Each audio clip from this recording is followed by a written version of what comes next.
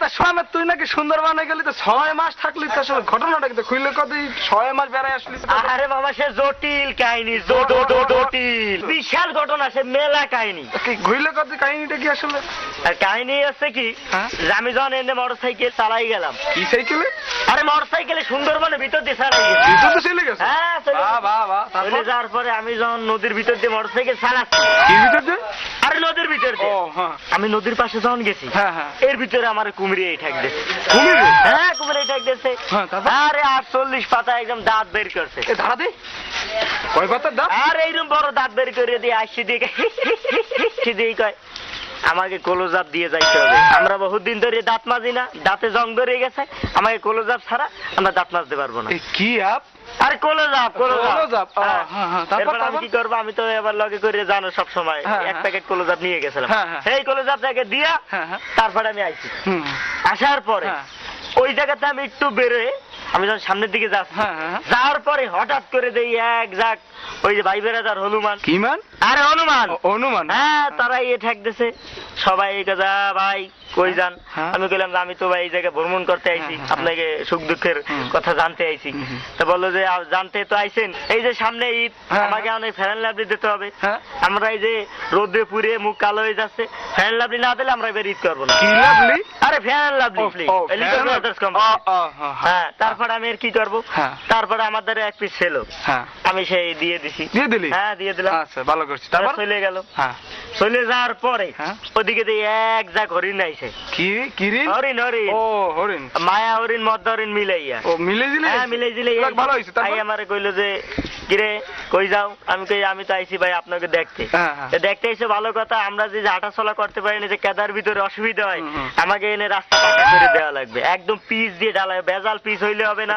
হ্যাঁ, বিশ্ব road original pitch দেওয়া লাগবে।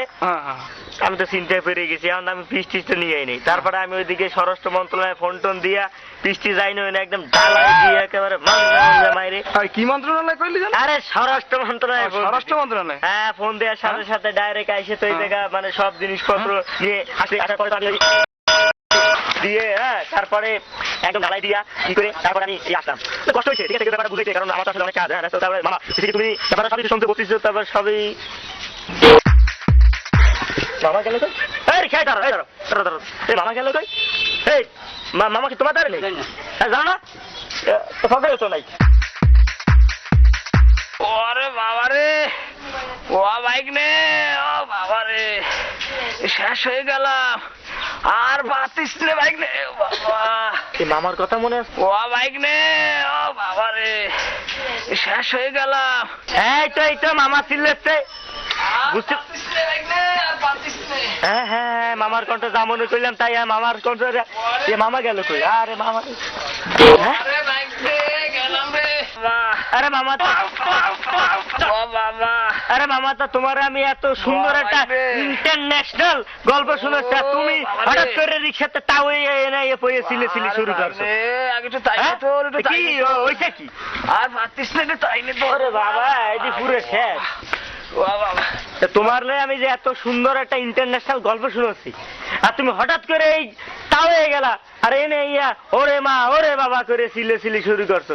কি হয়েছে? আরে ভাই রে, আর বলিস রে, ঘটনা হলো গিয়ে তোর মামি ফোন দিল, মোবাইলে ভাইব্রেশন দেওয়া ছিল, এমন জোরে কাপাই চলছে, আরে নিজের আর সামলাতে পারলাম না, বইরে গেলাম।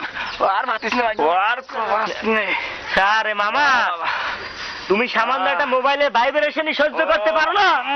হ্যাঁ, আর তোমার আমার এত সুন্দর ইন্টারন্যাশনাল গল্প শোনার মতো তোমার হয় নাই। আর লজ্জা দিস না, চল বাড়ি যাই। হ্যাঁ, বাড়ি চলো। তোমারে নিয়ে এই গল্প তোমারে দিয়ে হবে না।